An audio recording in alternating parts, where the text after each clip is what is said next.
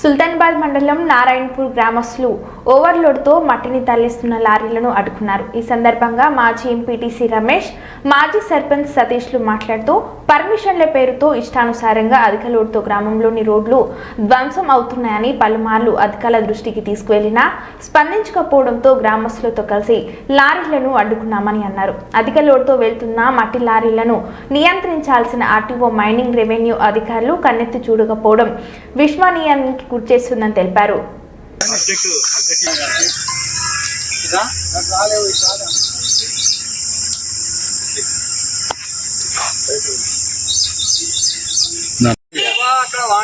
నేను అక్కడ వంట ఆటం అంటారని చెప్తాను కాకో మహా టీని చూసేస్తాను ఇప్పుడే వచ్చారా ఇది తీసినావు గిన్నె తీసుకోవాలి ఇది మొత్తం తీసుకున్నా. నారాయణపూర్ ఈరోజు మా నారాయణపూర్ గ్రామంలో ఉన్నటువంటి శనుకుంట్ల గ్రామం నుండి మట్టిని ప్రభుత్వం కలెక్టర్ గారి ఆదేశాల మేరకు తరలించడం జరుగుతున్నది. మేము కాంగ్రెస్ పార్టీ అధికారంలో ఉన్నాము.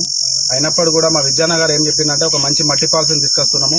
ఈ మట్టి పాలసీ ద్వారా అటు ఇటుక బట్టీలకు, అదేవిధంగా ఈ రాయల్టీ ద్వారా ఉన్నటువంటి గ్రామ ప్రజలకు కూడా మంచి న్యాయం జరుగుతుంది, అభివృద్ధి జరుగుతుంది అనే ఉద్దేశం కొద్దీ ఒక మంచి ఉద్దేశంతో ప్రభుత్వము మరియు కాంగ్రెస్ పార్టీ మా ఎమ్మెల్యే గారు చేస్తే ఇక్కడ ఉన్నటువంటి ఇటుకల బట్టి వ్యాపారులు నిబంధనలకు విరుద్ధంగా వ్యవహరించడం పట్ల మాతో పాటు మా గ్రామ ప్రజలు, అదేవిధంగా ప్రతిపక్ష పార్టీ మేము అందరం కలిసి ఈరోజు ఇక్కడ ఈ బండ్లను ఆపడం జరిగినది.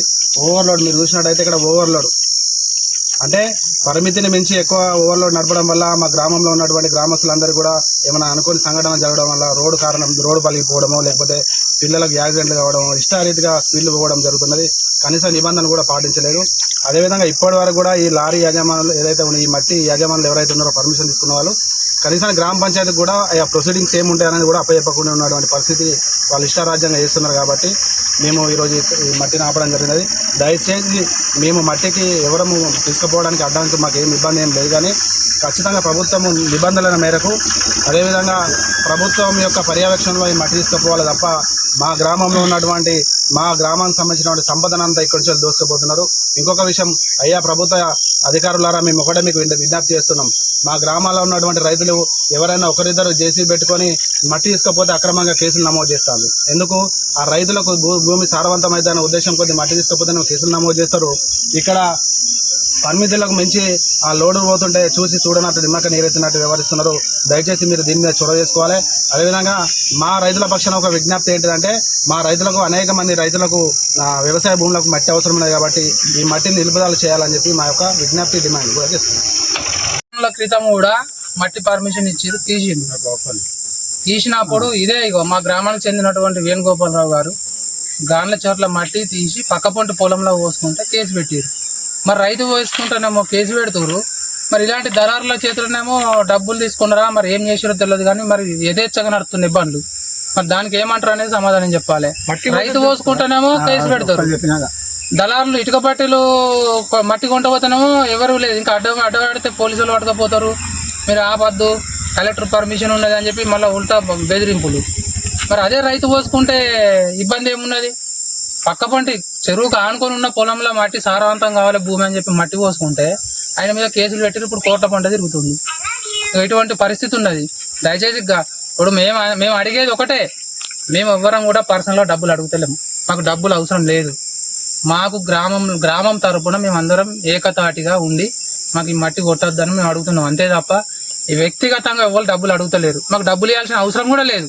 మీరు అదే కూర్చుండబెట్టుర్రి, కులానికి ఒక నలుగురిని తీసుకొచ్చి మా గ్రామ పంచాయతీ కన్నా జెండా చౌరస్తాలన్నా కూర్చుండబెట్టుర్రి, కొనాలు పెద్ద మనుషులు వస్తాం, మాట్లాడి నచ్చ చెప్పుకోరి. అంతేగాని వితౌట్ ఇన్ఫర్మేషన్ ఎవ్వరికి కనీసం కలెక్టర్ పర్మిషన్ ఇచ్చిన గ్రామంలో ఎవరికి చెప్పకుండా ఈ పని చేస్తారా? దొంగలు ఊరు దోసుకపోయినట్టు మొత్తం వచ్చి ఎవరికి చెప్పకుండా మొన్ననే ఆ చెరువు కాడికి వచ్చి అనుకున్నారు.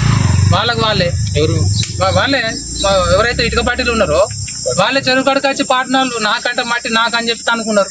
ఇది తెలియదు, అందరికీ తెలుసు. నా దగ్గర వీడియో కూడా నన్ను పెడతాను. నేను చెరువు కాడికి వచ్చి నేను నాకు 20 ట్రిప్పులు మీరు కట్టింది ఎంతో చెప్పుర్రి. ఫస్ట్ 200 ట్రిప్పులా 60 ట్రిప్పులా నువ్వు 200 ట్రిప్పులు కట్టి 2000 తీసుకపోతా అంటే ఎవరు ఊరుకోరు. ఇక్కడ మీరు కట్టేది 60, 70, 200 ట్రిప్పులు, కొంట వేయటి 2000, 3000. గతంలో కూడా ఇట్లా జరిగితే మేము గొడవ చేసినాము, ఆపినాము, ఆడికే స్టాప్ అయింది. దయచేసి ఈ యొక్క విషయాన్ని అధికారులు గమనించి చర్య తీసుకోవాలని కోరుతున్నాం.